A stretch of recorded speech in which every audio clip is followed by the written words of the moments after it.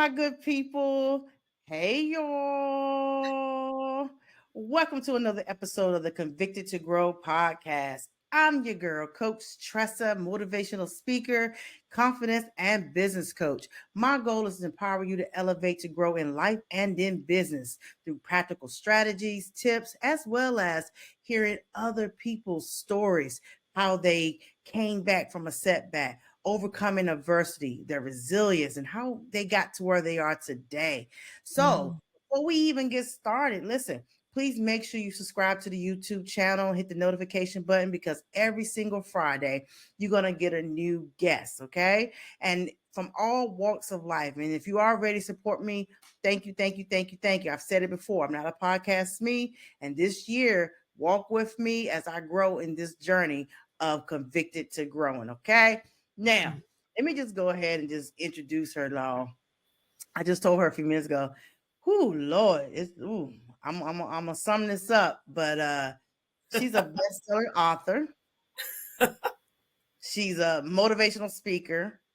She's a speaker trainer and communication development coach, authenticity expert. And guess what, y'all? She was also a TEDx speaker. I'm like, what? I get the chance to interview somebody. I'm trying to get there one day. Yeah. But she, when I tell you, she has done so much. She is the CEO of Authentically Arletta Unlimited LLC. And she's not just a CEO, y'all, but she's, like I said before, the best-selling author, speaker, expert.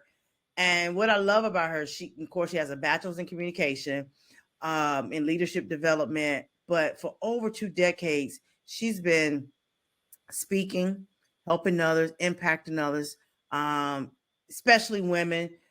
She's the founder of Peculiar Princess Project and the Resilient Women Win, WIN. So I can't wait for her to share her story. I met Miss Arletta last year at the Next Level Speakers Conference. Let me go ahead and just say shout out to the Next Level Speakers Conference and the community out there, because that conference not only changed my life in terms of what I was dealing with, grief at the time, but to be able to meet dope, amazing speakers who genuinely want to see you win. That's why they say put yourself where you see yourself. And so I was able to connect with her through IG. I connected with a lot of people. And so it's just crazy how God is aligning me now, even with this Convicted to Grow, to be able to give people a platform to share their story. So without further ado, y'all, I want to introduce you to Arletta Allen. Hey. Hey girl, hey. How you doing? I'm so excited to be here with you. How you doing today? Listen, it's been a day. I've been recording all day, but hey, I asked for it. You just asked me today. You say you prepared for what God is about to do. Come y'all, on. I'm telling you, I told y'all before, this is not scripted. With a lot of my guests, again, this is my first year, so I always say let's go with the flow. Now it may change season 2, but you just never know what you're gonna get. I don't even know what she's gonna share, but I gave her a little bits and pieces of how, I just kind of want her to share where she's coming from. But how you feeling? You look good too. Oh, girl, thank you. Oh, thank you so very much. I feel good. I feel good. I recently have been like dealing with like a back injury. I threw my back out, girl. How? I don't know, but I just woke up in some type of way. And so I be having to talk myself out the bed. Get up. Come on, you can do it. I'm trying to relearn how to walk all over again. It's crazy. Insane. But in reflection, it's really taught me to really not take for granted my senses.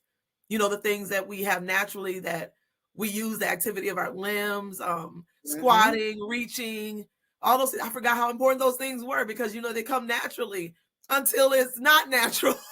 So, yes, that part. So that's that what I've been up to, trying to get back to health. Awesome. So my first question, very brief. Give me a little, before we get into the meat of the conversation, but give me a little bit brief story of your background, where you're from, and things like that before we go into the meat of it. Sure thing.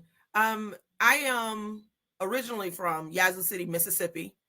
And I'm going to say that again, Yazoo City, Mississippi. because a lot of people say, what the heck is a Yazoo City? Well, it's a little city in Mississippi that has about 11,000 people as a population, very, very small, rural, poverty-inflicted little town. And I grew up there all the way up until I was about 11 years old, where we made the transition to Fond du Lac, Wisconsin. My mother currently at that time was running away from an abusive relationship from my father. And she basically, I remember coming home one day and seeing a sign on the stairwell that said, everything must go. And that was just after getting off the bus from school. And my mother was literally selling everything out of the house for pennies. All I know is that my uncle gave her a call and she saw an opportunity to be able to flee, to give us a better future, to give us an opportunity she wasn't necessarily handed. And she packed up all 5 of her children, 1 box of clothes and some sausage sandwiches. And we headed to Fond du Lac, Wisconsin in a matter of 3 days, never to look back again. And so I come from a series of hard knocks and a lot of life lessons learned that ultimately equipped me and helped me to become who I am today, unapologetically. So I'm extremely educated. I love people, very, very passionate about people, and not just people, but specifically women and girls and their outcomes. I'm driven by what I can do to impact them, to help them not necessarily go through some of the things that I endured coming up. My past was stained by poverty and prostitution. And now today I spend my days headed towards the pinnacle of prosperity. Wow. Wow. Wow. Okay. Speaking of that, if you can, share a story experience of resilience where you had to shift and pivot into your growth, into a, your next level journey that have propelled you today. I know you mentioned some pain and I heard 3 P's: pain, prostitution, and poverty. Mm-hmm. That caught my attention. So if you can you kind of elaborate on that for the listeners? Sure thing. Well, thinking back on the poverty piece of those 3 P's, I grew up once again in Yazoo City, Mississippi. The thing is that we were very, very poverty stricken. I'm talking about sleeping on dirt floors. I'm talking about having roaches crawling your ears at night while you're sleeping. Being abused daily by my father and watching as my mom is beat to a bloody pulse in front of me. A very damaging and dysfunctional household is what I come from. I learned at a very young age, all that love is not. And as I drifted into my teenage years, I was on a journey to seek out validation anywhere I could find safety, which ultimately led to promiscuity and to my second P, which is prostitution. At the young age of 15 years old, I lost my virginity for $5 in an abandoned house. On my knees, I walked about 2 miles home or back to my auntie's house in which my father had abandoned me. And this was my mode of survival. Living in my aunt's house, there was about 14 people total. About 8 of those people were adults and the rest remained as children. My auntie didn't have much, like I said, very poverty stricken. And so when she made groceries once a month, when we got food stamps and whatnot, she would make those groceries, however many she could, bags and bags of groceries. She'd set them in the middle of the floor and the adults in the house would basically steal the food and hide it. Because they knew that if we didn't get to the food first, that we wouldn't eat. And this went for every element of the household, including laundry. There were many times where I wore other people's dirty underwear because there weren't clean clothes. I used to dig through barrels of dirty clothes looking for the least soiled pair of underwear to put on. I didn't smell much like a girl, which caused me to feel very ashamed and feel worthless and so many things not beautiful. And so the reason why I shaped up and became who I am today is because that still sits with me. It sits in my soul. Some of the things that we go through in life are ingrained in us. And we, as much as we'd love to let it go, our brain was not created to forget, but to forgive. Memory is a natural sense that all of us have. And we can't wish that away. I had times where I wished I had a different daddy. I had times where I wished I grew up different. There were times I wished I had a different place to live. There were times I wished I had clean underwear and food to eat. There were times in desperation where I cried out for a relationship with my father, who in turn never knew what love was himself. So therefore, I was asking him for something that he didn't possess himself. And me, myself, not knowing at the time that my dad did not have those things, it created a longing in me for validation from others, which caused me to seek out male validation and for them to create an identity for me because I didn't know who I was. And so that's a piece of my journey. But dealing with that last P, which is the pinnacle of prosperity, that is the here and now. That is after I've endured all the things that I've endured and seen all the things that I've seen, how it has truly shaped me into who I am today. And I'm on my way each and every day simply by choosing me. Whew, girl. Yeah. That's a lot. Oh, yeah. Whoo, I'm trying not It's a lot to cry. to get out. Oh, It's my a lot God. to get out. You went through a lot. Oh, God, yeah. Ooh. Girl, don't mess my lashes Oh, up. God, yeah. Don't do it. Don't do it. Because I'm fighting back tears myself. Don't do it. Oh, Tressa, Lord. you're doing it. Oh, no. Y'all, listen, I did not expect this at all. Lord Jesus, I don't have no tissue in here. I knew you had a powerful story. I didn't hear the whole story to now, and I know you're still giving me snippets. These emotions is because you talk about it and you're not ashamed of your story. And there are a lot of females, women that have went through something similar to your story, and they don't know how to channel it, and it carries on into their adult life. And I don't even know why I'm crying, because I've never experienced what you went through. I just felt the pain, and I felt the emotion when you're talking about the roaches crawling over you and having to wear dirty underwear, and you're not ashamed to share it. And you're in your season that God is using you to share your stories because it will impact. Oh, yeah. I didn't walk it, but I felt it, because there's women that need to hear this. And I see you. I see who you are. You're a woman of resilience, and I know I'm giving you flowers early, but I need to get it out there because I ain't crying no more this episode. You getting me now? No, I have not cried. Oh my gosh, I done interviewed 6, 7 people before her, and I have not cried. But and this is not no front. I did not expect it, because like I'm saying, I be trying to look cute on camera, and now you got me, Lord Jesus. But Still looking cute. I'm honored to even interview you, but it's so important. You need to understand you are a woman of resilience. You are the face of resilience. Oh, my God. You are the face. I know I'm being obedient to Yeah. bring people on and share the story.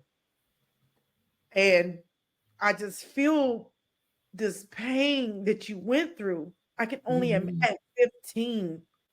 And I just hope that anybody that's listening to this podcast that know of a woman who is broken and Yes. need to hear this woman's story. Listen, I'm gonna hit pause for the cause, get her on, share it. Because at the end of this podcast, she's gonna share some amazing things she got going on. And hopefully you guys will work with her. And I just need to take that moment, and I was trying to hold back.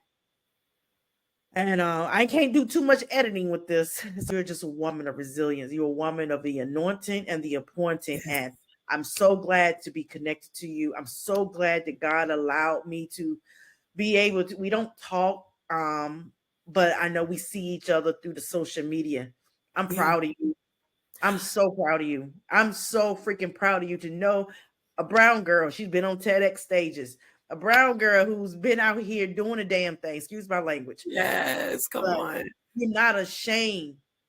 And that's where people need to understand that you are here. You are one of the chosen ones. That's a part of your purpose. Oh, yes. Pray that God uses you so many ways in 2024. We are going to go into the second quarter. These next 3 quarters are going to blow your mind, and I manifest that on your behalf. Oh, It's my going to blow Lord. your mind where you're going to be in rooms you didn't even think you could even see yourself in. Mm. You're going to be in rooms where people, and I pray that this podcast and people, the right person needs to see this, that's going to say, I need you. I need you right now. That's going to put you on a level. You might be on TV doing some things. I'm just saying. Come on. I'm just Come speaking on. into existence. But anyway, And I receive it. I receive it. I receive because it. you spoke all those things that happened to you, and you didn't even. Did you have to get therapy? Because I ain't no Oh, way yeah. I could have told that Years. story and did not break down. And I'm Years breaking of down for therapy. you. Years of therapy, antidepressants, you name it. I've gone through the whole, even a lockdown at the hospital for mental health. I've gone through it all. And I learned that I can't hide behind my pain because there's somebody waiting for my arrival. And, people got to mean that much to you. Right. At the end of the day, I consider myself a vessel. Even the children that I buried in this world, I look at them as gifts on loan. They don't belong to me. They belong to God. And so I treat them as such. And I found one of my ways of thinking about how I handle people is to remember that people belong to God first. And it is always a privilege, always, not sometimes, always a privilege to come into contact with God's creation. When you look at people that way and you see them, then there is no big I's and little U's. I look at everyone on the same level playing field. I don't care if you're the homeless sitting on the side of the road, or you're a prostitute that's working the corner, or the CEO of a Fortune 500 company. I treat everybody the same because of the fact that my God doesn't have respects of persons, and neither should I. And so I just love people right where they are. That's my motto, and I stick to it.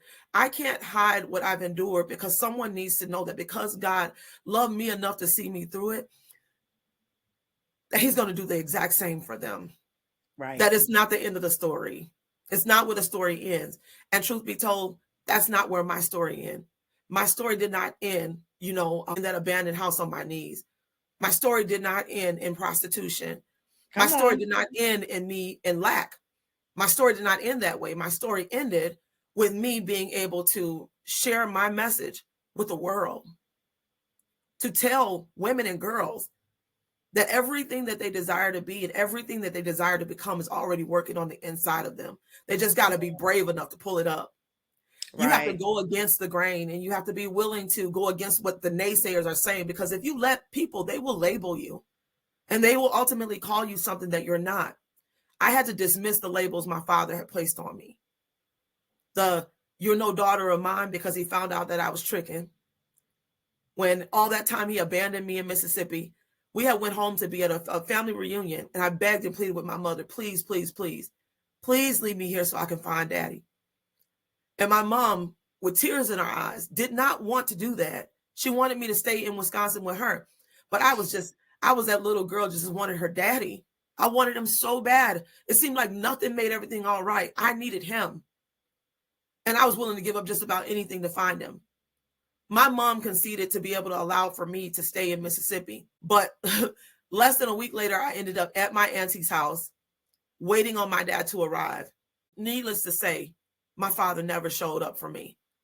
It wasn't until I had lost my virginity and I started tricking full time for food, for clothes, for basic necessities, that my dad showed up. And I remember the day that he showed up. It was very distinct in my mind, and still is there. And my dad's been passed away for over 11 years. And the day that he pulled up in his Chevy Caprice Classic, I'll never forget, booming, because my dad loved music just like I do. And he gets out the car and he's walking across my auntie's dirt yard. And I go to the door and I see my daddy walking up, and I remember it seemed like time stopped. Wow. Because he finally came to get me. He's finally here. And I remember opening that door and running to my dad and being met with shame. My dad said to me, "So now you just out here just being a hoe." Wow. You can't be no daughter of mine. You got me being laughed at out here. The fellas and everything talking about what you do. And you supposed to be my daughter? You are no daughter of mine. He called me a trick, a hoe, a slut, and everything thinkable, everything but a child of God. And all I wanted was him. So my dad rejected me and left me there. And I fell on that dirt ground and I broke in a million pieces and watched as my dad turned his back and walked away from me.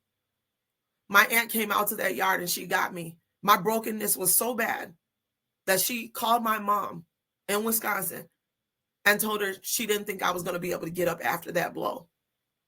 And my mom came all the way back to Mississippi to come and get me. The thing was that after 4 months of hoeing, I wasn't the innocent girl my mama left there. My mama left me untouched at 15 and innocent. She came back to a girl who had been soiled over and over and over and over and over and over. I couldn't even imagine what that was actually going to do to me down the road. Like, even when it came to me choosing relationships and choosing people to be in my life, everything was toxic. I chose people hoping it would make me feel safe. And I was always trying to replace daddy. The men in my life, I sought them out because I wanted a daddy, not because I wanted a man. I wanted somebody to hold me and tell me I was protected, I was loved, I was all the things my daddy wouldn't tell me. And it ended in me becoming very codependent upon toxic values that these men housed. I married these men, narcissistic sociopaths, abusers, alcoholics. I married them, desperate for love, desperate to be seen, desperate to be heard, desperate to feel wanted. And ultimately, even in marriage, it broke me because even after choosing them, I struggled to perform sexually because I couldn't get past all the men who had soiled me and exploited me as a 15-year-old. I couldn't get past their faces. And so I was traumatized, complex trauma for years, which ultimately led to years of therapy, years of peeling back layers that I didn't even know was there. The things that were causing my decisions, the decisions I was making, I didn't know they stemmed from somewhere. No one ever took the time to tell me that you're better than this. You're better than this. You were created for more. And so I stretched myself out and I fought through those marriages and I held on for dear life just in hopes that they would change. They would become somebody different because I picked them based off of the attributes and characteristics of my father. Needless to say, they never became what it was that I needed. And the truth is that they weren't, because I needed to start with me first. I didn't know who I was. I had no clue. And I was allowing others to label me and tell me and give me an identity that would take years for me to take off. And so here I am today. Wow. Listen, y'all. Have you put this in a book yet? Mm-hmm. Oh, hold it up. Defy the odds. Y'all, oh my gosh. Making the transition from trauma to what? Ooh. Yep. I wrote the whole story. And where can people purchase that at besides your website? Can they go to Amazon? They can go to Amazon. They can go to lulu.com. If they'd like an autographed copy and a special gift, they can get it directly from me and I'll ship it. Oh my gosh. Guys, I'm going to put all this in the description and everything. Man. Okay. I don't want us to. We had a moment. Yeah, me too. But I appreciate you sharing. I appreciate you being obedient to share. Somebody's going to hear this and it's going to change their life. I know this. It's going to change their life. When did you, and you, I know you said you went through therapy. So let's just fast forward a little bit. Going through the therapy and getting older. And at this point you didn't, on your own. And when did you realize, or when did you say, you know what? I want to be a speaker. I want to, when was your first, I don't think the first time you share your story, but daggone it. It's so crazy because, like I said, I didn't hear it when I was telling. I don't know if you know Debo Inspires. Mm-hmm. I was just telling him because I interviewed him yesterday, and he has a story. And I, I said, I got Arletta tomorrow. And he said, man, you heard her story. You heard us. I don't know where he heard it from. I said, no, I just know snippets of it. I don't really know her story like that. He said, man, Arletta is the bomb. He had already told me. I just know that you had got recognized at the Next Level Speakers Conference for an award. But when it's funny because people know you. People, you got a buzz out there in these streets, okay? But it's a good buzz. It's a good buzz because of your story. And the fact, he's a man, and he's like, man, listen. Oh, yeah, you better get ready for that. I said, oh, Lord. But he ain't tell me to get ready with some tissue. I ain't know that I But when was your moment? When was your moment where you had to relive this to speak? Because I'm, it was a test. Like, when did you realize, you know what? I had to share my story. Maybe I should be speaking. I never came to that determination.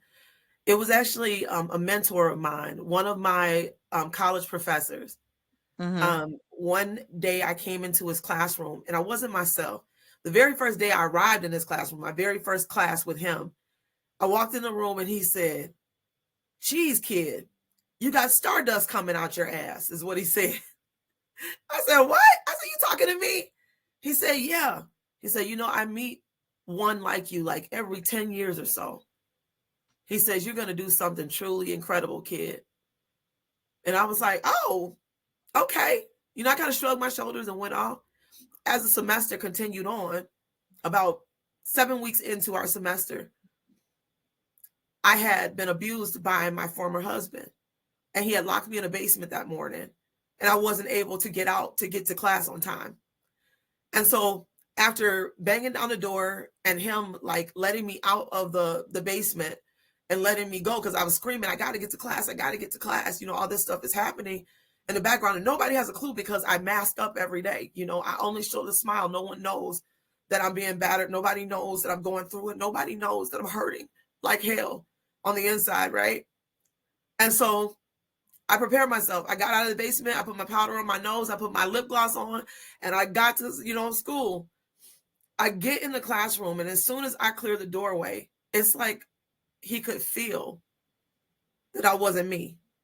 And so he pulled me from the classroom, and as soon as he got me on the outside of the door, I collapsed in his arms. It's like I had gotten so overwhelmed by everything that had happened, but I had never felt safe enough to tell anybody that I was hurting.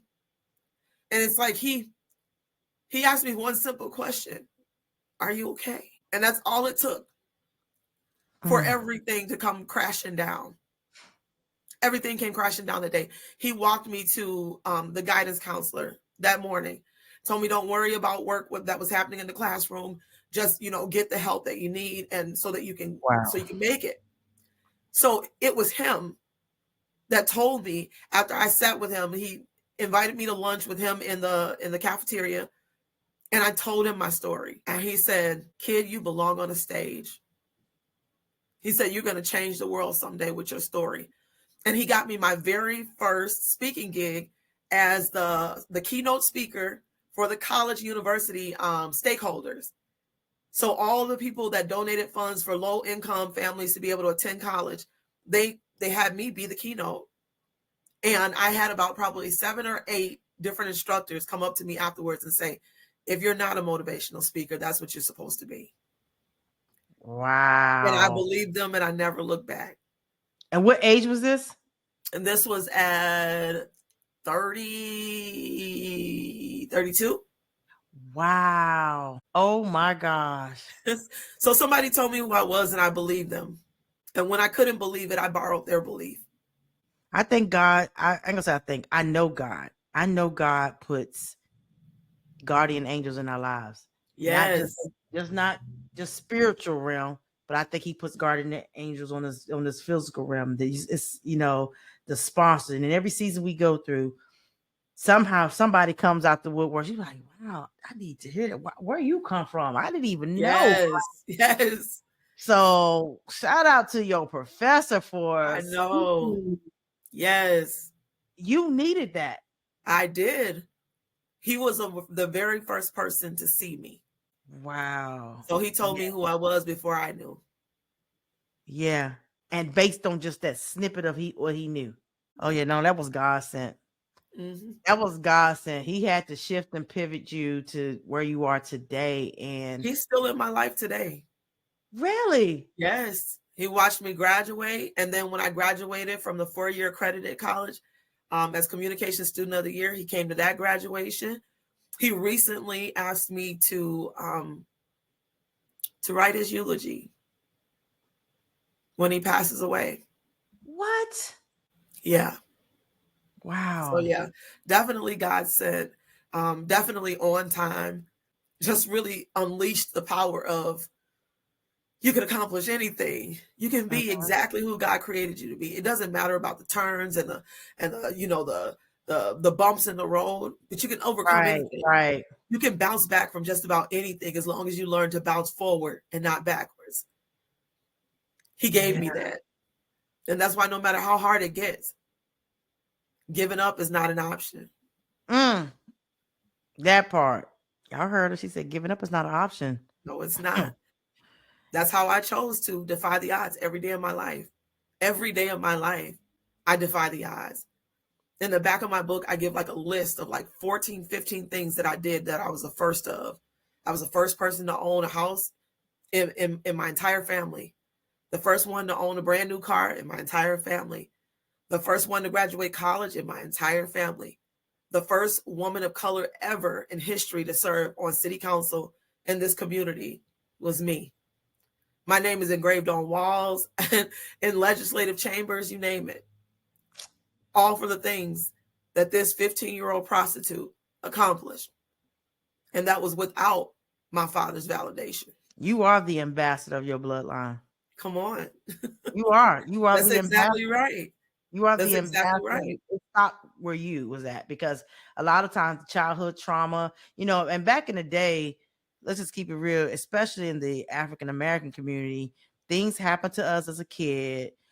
Things happen where we just sweep it on the rug. There's Come no on. therapy. Or There's what none of goes on in this house stays in this that. house. That's the Exactly. motto. Don't Exactly. nobody need to know y'all business. So That that you part. look picture perfect on the outside, but on the Yeah. inside, everything's crumbling.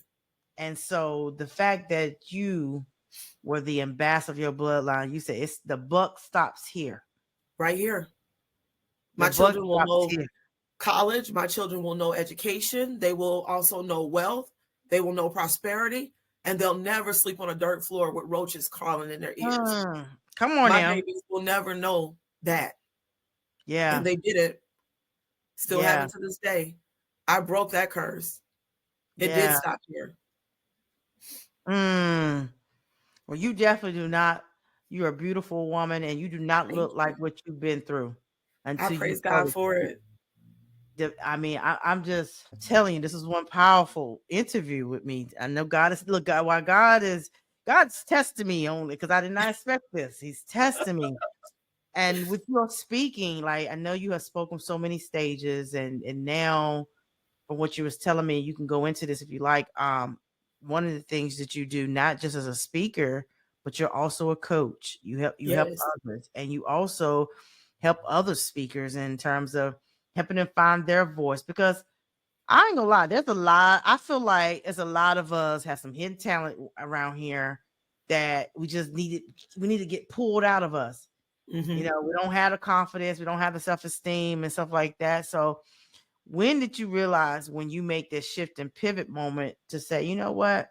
I think I need to be an entrepreneur. I need to have my own company and do this. Walk me a little bit through that. Well, a little bit of that portion came from just my experiences with loss. When the pandemic struck, I was already a motivational speaker previous to that. And I had just done my TEDx talk the year prior to that. So the pandemic was like 2020. I did my TEDx talk in August of 2019. And my it seemed like the world, everything shut down, right? And I was doing good. I'm talking about probably 25 to 30K a month in speaking engagements is what I was doing at that time. And I mean, colleges, universities, huge poverty eradication stages, you name it, like big time stuff, right? And highly sought after. Pandemic struck and everything stopped. You know, Yep. everything came to a ratchet halt. And if you did not pivot, if you didn't pivot to online or virtual presenting, your business went up in smoke. And that's what happened to me. I stopped because I had 15 engagements scheduled February of 2020.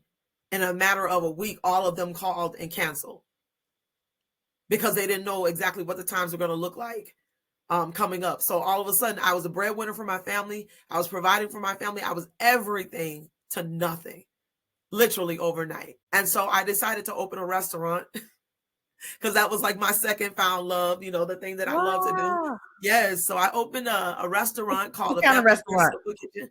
Soul food, honey. Ooh. Yes. And so I could cook my butt off. What was it Literally. called? What was the name of the restaurant?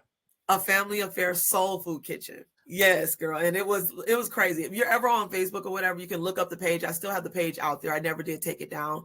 But I lost my restaurant about a year later to a tragedy, which was fire. But throughout that transition, that's what got me back to my stage. Because the restaurant failed, I employed over 19 people. And all of them lost their jobs too. Everybody lost when I lost my restaurant. And then the thing was, or the shifting change came when my friend told me, girl, you know, that was a beautiful distraction. You know, you're meant for a stage, right? And that what that tells me is that we may be good at a lot of things. Come on. We may be excellent and amazing. I'm an excellent cook. Can make the best pound cake on this side of heaven. Yes, ma'am. But if it's out of alignment with the purpose and the call that's on your life, God himself will shift things to get you in alignment.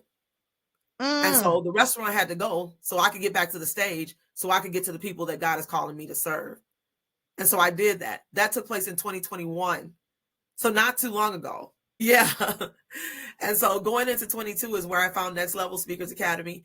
And I was working back and forth, and I decided to start my own coaching business because I learned a lot about the industry itself. So much happening in the industry that new aspiring and emerging speakers don't know. You know, people think that all of a sudden you become this overnight success, and that's not how it works. But then you have people out in the industry that are making it seem like they had an overnight success, which makes it easier for you to pick up or buy their products or services, but they're not delivering on what they promised. So I decided to become the missing link. I decided to be the bridged gap between the evolution of the misfit. People who others say you're not good enough to be on the stage. People who others say, no, you're not quite what I'm looking for. Those who have been rejected and those who have a powerful story to share, but just don't know how to get to their stage because they're not sure of their authentic voice. I help them to be able to unpack whatever trauma may be holding them back. And I get them to where they want to be so that when they finally do knock on that door, it's a yes, and a yes. And so that's what I do. I am the CEO of Authentically Amplified, where I help people to become an unstoppable influence for ultimate impact. Wow. So not only are you speaking and still continue to share your story, you say, you know what? Let me also help other people. I'm spilling all the tea, honey, about the industry. I'm telling them all. I'm shooting straight with them. I'm giving them real tools that's actually going to help them. And they get the one-on-one time with you? I only do one-to-one coaching. Other than that, I have master classes that I do in group settings, like the 6-week speaker mastery challenge that's coming up in April. But other than that, if you do my coaching sessions, it's always going to be you and I with carved out amount of time, because I believe that especially when you're starting off in the industry, you need someone that's going to look only at your business and what's the best approach for you. What is your authentic voice? What should your signature talk be? Who are you to the industry and who is your audience? You need to have that 1.5 hours, 2-hour call every other week where we sit and look only at your stuff and we say, next step, next step, next step, next step. Now you're ready to soar. Wow. So that's what I do. What would you tell somebody who they got the potential to speak, but they like, Arletta, like, I can't share that. I'm too embarrassed to share. How do you pull or encourage someone to open up with their story? They want to speak, because I know a lot of speakers that will speak, but they only give a surface level stuff, if that means, if it makes sense. They're Mm. not talking about some stuff that has happened because they're like, I ain't that person no more. You ain't gonna know what I done did, but how do you get somebody to open up? Well, it's quite easy. I build a relationship with them first so that they create a level of safety and security around when they're in my presence so that they know that they're safe. A lot of things are not easy to talk about with other individuals because you don't feel safe in sharing them. And you'd have friends and stuff betray you, put your dirty laundry out there in the street. And now you like, who can I trust? So I build up a level of trust where they understand that their story is theirs. That part. But then I also allow them to know that fear will always be present. And many times the decisions that we make are based upon fear and fear alone. What will people think of me if I were to share this part of my story? And then I ask them, what exactly do they lose if they do? Can you pinpoint what it is that you lose if someone knows your real story? And on the other side of that, let's list out what you gain. And we'll go whichever one weighs in the heaviest. And 9 times out of 10, it's always me sharing the truth of who I am unapologetically so that someone else can be all right. It's okay for fear to come along, but it can't drive. Right. Fear can take the back seat, but if it happens to want to drive, like grab a hold of my stage while I'm there, then I'm going to use fear to be able to get to the person I've been called to reach. Because somebody out there in that audience came for me. Somebody out there is on the brink of breaking and they need to hear from me. And if I put only my feelings up front and I forget about them, then where does that leave them? Your story is not your own. Your story belongs to the world because someone beyond you needs it outside of you. Right. So I just shoot straight. Yeah, I see. I know you went through your healing stage and went through therapy, but how did you get to the place where because I know every time you speak, you don't share this particular story because sometimes you're doing corporate and you're doing leadership and resilience and all this stuff. But when you do have to share this part of the story, whether it's to women, especially to the women or women events, how do you get to that place where you can share it without the emotions behind it? Like I still felt emotions today with you, but it was in I could hear it in the voice and how you said it. That was my emotion. That's probably why I connected with it. But how do you do it? Because ain't no way. I know for me, like I still struggle sometimes with stuff that I went through without tearing up and chills trying to speak. What's the technique behind it that got you to that? There was not much of a technique. It was really literally years of therapy, stepping outside of the desire to call it something that it's not. Arletta, you got hurt. You got hurt bad, but it doesn't define you. Okay, so you were a 15-year-old prostitute. Who are you today? Therapy helped me to put a voice to my pain. It helped me to sit on unbiased ground where someone wasn't there judging me for what I went through. And I tell people this all the time. Every single opportunity I get to go on stage, I heal a little bit more. Because some things are forever scars. Some things don't go away. You can't wish them away. You can't drink them away. You can't sex them away. You can't smoke them away. You can't do anything about it. All you can do is bat your head and endure the storm because they ain't going nowhere. So how did I teach myself to deal with the complex trauma of my past? I accepted it. And I accepted that truthfully, as 43 years old now, and I look back to that 15-year-old girl, I realized that life didn't happen to me. It happened for me. Because I wouldn't be who I am today. I wouldn't have the level of conviction. I wouldn't have the love for women and girls that I have if it wasn't for what I endured. I'm coming after her because no one came after me. And I know if somebody had came after me, I would have been better for it. But my father never showed up. I want to be to them what never happened for me. Right. And I'm going to take my last breath fighting for them. Because every little girl needs to know she has value. Every little girl needs to know that she's not defined by molestation or embarrassment or, a father who abuses or, just whatever it may be, dysfunctionality, being beat on, being hurt, being criticized, being labeled, that it doesn't end there, that she can overcome and she can defy the odds too. And I got the key to do it. I can help you get there. Yeah. I'm dedicated to helping transform and change lives until there is no more life left in me. I know that's right. What do you have coming up for this year? What can we expect from Arletta besides continue to impact, continue to give look, and continue to touch the hearts of people and they shit. Listen, y'all, please book her. Women's event, corporations, anything. But listen, just like right now, I don't know what she will share with you, but just make sure you prepared. I Yeah. felt it. Okay. She's where you at? Where you located right now? Chicago? I'm in Fond du Lac, Wisconsin. What's coming up? What's the vision looking like? So many more stages. I have some huge stages coming up, especially in May. I'm going to be keynoting for ICA, which is Illinois Association for Community Action Agencies of America. I'm also going to be their MC for their Families of Distinction Awards. I'll be doing that. I also have at Lambeau Field, the Green Bay Packers. I'm going to be keynoting in their stadium coming up in May as well.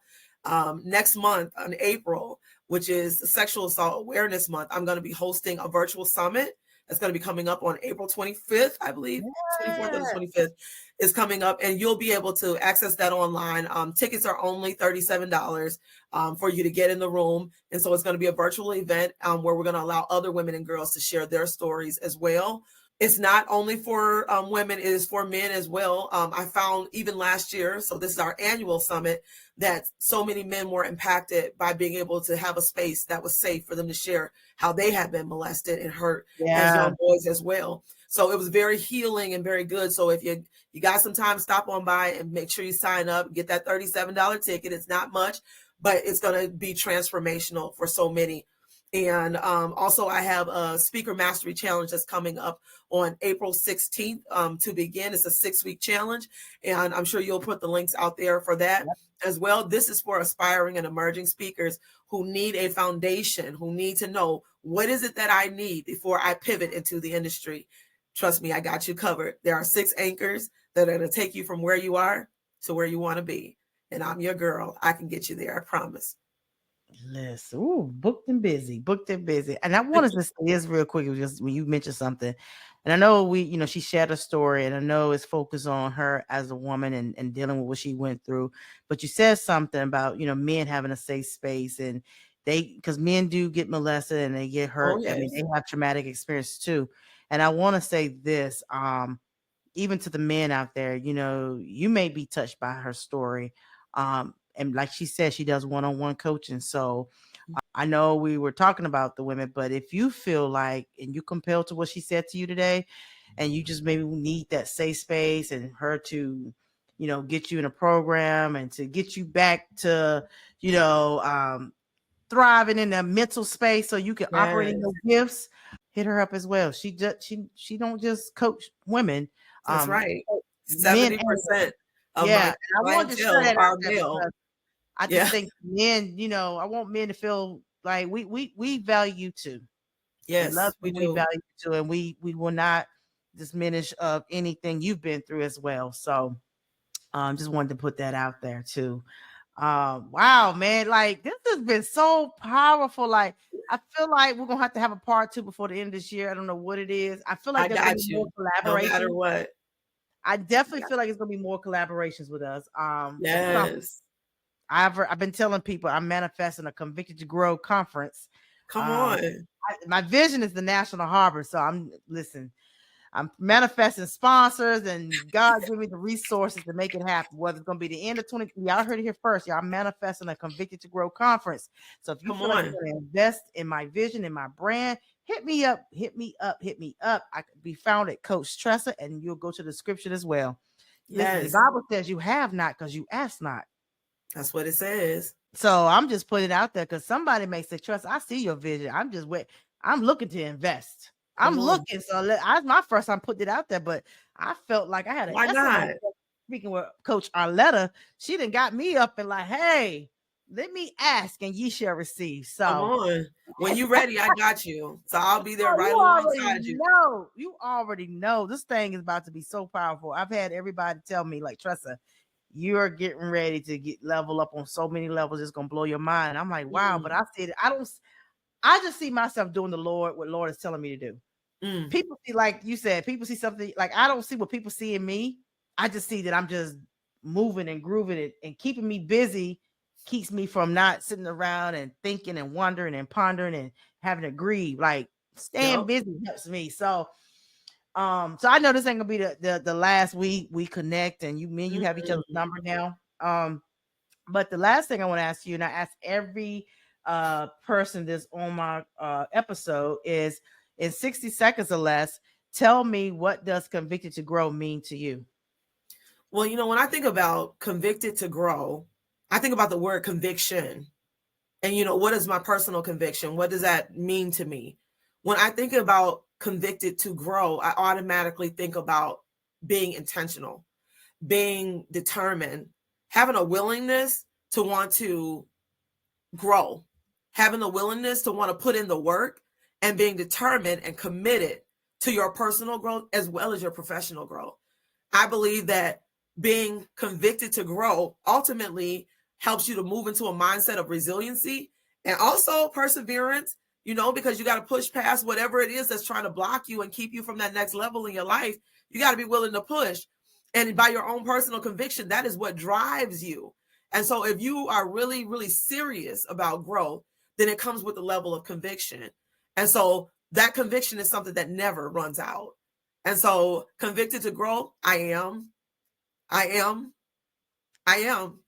convicted to grow. I can't give up because I know that there's others that are waiting on me. So my own personal conviction keeps me in alignment with the purpose that's on my life. Thank you so much for having me here. It's been such a blessing. Man, listen, oh my gosh. And your voice. Have you ever thought about doing, you got like that voiceover. I might have to hire you Some people tell me that. I've heard that before. Yeah, that's crazy. You do some infomercials with man, like the way you are speaking right now, like I love it. Like you have such a great heart, a big heart. And like I said, I gave you your flowers earlier, and I'm gonna give you to you now again. You are amazing. You going places. I'm glad to have met you, and I need to get you in now because I know as you continue to get booked and busy, like Fat Joe said, today's price is not yesterday's price. Yeah. Y'all book her, okay? Book her. Please make sure, matter of fact, let me put it back up here once more again. And for all of those that are not watching the YouTube and you're listening on any of the major streaming platforms, please go follow her. You can follow her on TikTok, IG, or Facebook at Arletta Allen Inspires. Okay, let me spell it out for you. ARLETTA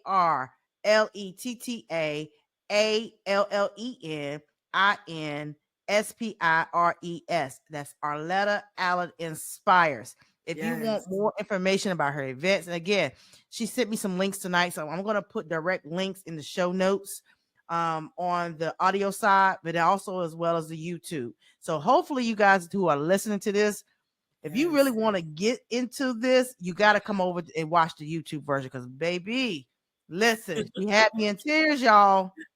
She was the first to put me in tears on my own show at that. Like, what? Got me messing up my makeup. Thank God the lashes didn't fall off. You still look amazing. But you can also go visit her website at arlettaallen.com. Again, book her. You looking for a speaker, book her. You looking for a coach, book her. And you do pretty much anything, right? Are you doing all events, colleges, universities, women's empowerment series? I do corporate events. I speak for national organizations, nonprofits, you name it. Okay, that's what's up. And also make sure when you follow her, listen, I tell all my listeners, and if you love your girl, if you are one of my listeners, please go follow her. As you follow her, don't just follow her, go to one of her recent posts or reels and put in one of her comments, #convicted to grow. #convicted to grow. And those who do that, she'll let me know. And maybe me and her will do a live session where we'll do a drawing. We'll do a giveaway of some sort. I haven't even discussed that with you, but maybe from me, you get, maybe a free book or something. We'll do something, but we want to acknowledge those who are, abiding by the call to actions we say. So it tells me that you've been listening, you rock with us. And so I appreciate you. As always, y'all, Thank you for rocking with me. Just know this: growth is a daily thing. Every day that you wake up, you have a chance of this thing called life. Life is short, life is precious. Life is a journey. Maximize it like it's your last. And as you know, that your story can touch somebody, it can impact somebody. And just know this: I am rooting for you. This is going to be the season that you expect more, but in order to expect more, you got to do more. And so just know that you do matter. I love you. And until next time, thank you for subscribing to the YouTube channel. Oh. Bye, Hey, we did it. everybody.